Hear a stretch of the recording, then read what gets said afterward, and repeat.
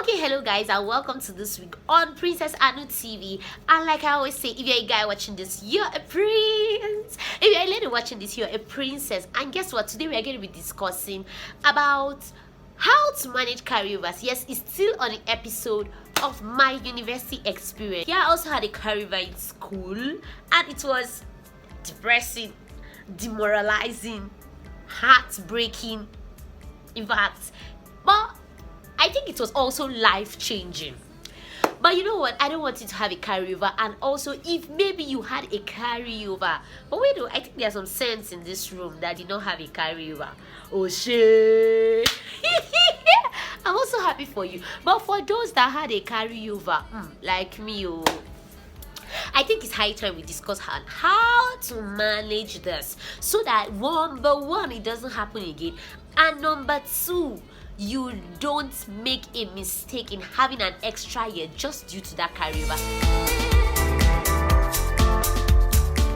I had a carryover in KM260, and when I think about it, why did I actually have a carryover? When I remember the day I wrote that exam, yes, I might not have been confident as much as I was supposed to be about that exam, maybe due to my reading or preparation. But the score I saw, oh my god, I wasn't expecting to see that. Like, how? In fact, till today, I still wonder how someone will get 10 in exam. I'm talking about over 70. This is totally unbelievable, and I cannot attest to the fact or the authenticity of that result. But that's by the way. I'm done with that, and it's none of my business anymore. But we have to talk about something so that it doesn't also happen to you, or so that you know how to manage it. Yes, I had a carryover in KM260, and I cried. I cried so much that I was wondering, like, seriously, guess the first fear. So now I'm going to sit down with my juniors, like, to write this course again. I'm going to sit down with my junior colleagues, like, how am I going to feel about this? What is going to happen to me? But yes, that is reality. You're going to sit down black with them to write this course, but you need to get your mindset straight. You're going to sit down there for the exam. Yeah, you're going to sit down back for this exam, but I need to tell you how to manage this. Okay, number one, don't feel bad about the fact that you had a carryover. Yes, this is easier said than done. But in fact, what am I telling you not to feel bad? Cry! Yes, cry about it. But move on. Like, don't just cry and not do anything about it. Cry. But I need you to take it upon yourself that yes, mistakes happen. I need to know what I did not do very well at this time. Channel my energy into doing better in this time. Like, because it's not about, the people say, why are you crying over spilled milk? Like, you can't pack it up. You almost cannot do anything about it. You cannot go and blame the lecturer. You cannot go and kill the lecturer. You cannot go and do, manage it. Whatever it is, manage it. Don't kill yourself over it. Yes, you can cry, but pick up yourself and make sure you're back to yourself in order to handle this carryover.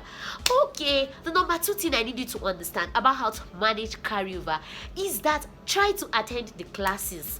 Try. Like, for me at that time, I didn't have enough time because you'll be doing your own course and this stuff, but you need to attend the classes. You just don't have a choice, because sometimes what they did in your set, they must have added maybe one or two things into this other guy's set, and things are going to change. In fact, sometimes they add those things in order to make the people that had the carryover like feel it more safe. Because, like, why? For goodness sake, why? Sometimes it's just like systems change, things are changing continuously, so they tend to add extra things. And if you're not in the class at that time, or if you're not following up with what they are doing, maybe if you cannot attend, make sure you follow up with what they are doing in class.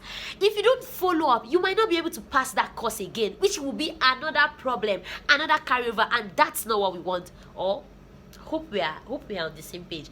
That's not what we want. So don't even try to miss out on what they are teaching in classes.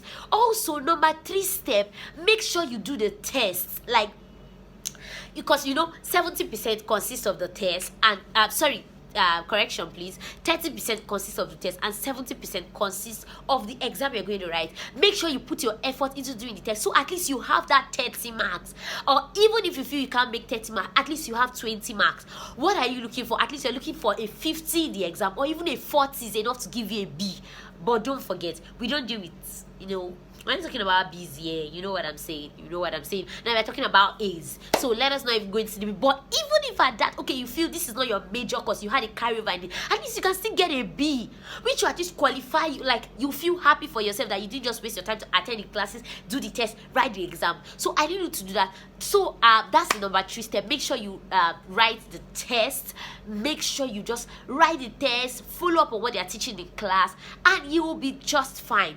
Number 4, when you go to the exam hall, make sure you go early, so that whatever material that maybe the previous set, which is the set you're currently writing it with, has done, you will be able to see. If you go to the examination late and feel that, oh, I don't want people to see me or stuff, you might not know what's happening. You might not know the latest past question, you might not know the latest stuff that has come out, and you'll be on the losing end. So make sure you attend make sure you go for the examinations very, very early, so that you catch up with those extra things that these guys have done even in your absence. With these 4 steps. And also, I need you to be positive about it even when you write it the second time. Don't feel I failed it the first time, well, whatever happens should happen. That's not what we are doing. There is no whatever happens should happen. We are not doing that, because we are not ready to get into another demoralizing state, heartbreaking state. We are not doing that. So don't just feel whatever happens. You have to make sure you're positive about that exam, because that's what will give you the vibes even when you're writing. That's what will give you the vibes even when you're going to check your exam. So when you're going to check your results, so that when you get there and the lecturer said, you already know what to expect, because that's the truth. Before you write an exam, you already practically know what to expect. Maybe based on your preparation, based on the exam questions that were asked, you already know what to expect. So don't go and fall our hands. You know what I mean? Don't fall our hands. Don't fall our hands. I wrote again, and thank God I passed. Though I passed with a C, but I was happy because this was a course that was really giving me challenges, but I made sure I still tried. I put my best into it, and I still graduated with a 2-1 by the grace of God, and I'm so glad about it, despite the carryover and everything. And you too, you can do the same. Don't feel, oh, because I had a carryover, I had 1 carryover, I had 2 carryovers, that means I can. No, you can do it. Trust me. You can do it, and you will. You don't have a choice, because you have to make it in life. You have to do it. So these are the basic steps I'm telling you on how to manage carryovers. Okay, and the next thing I said I was going to be talking about today is how to check your results.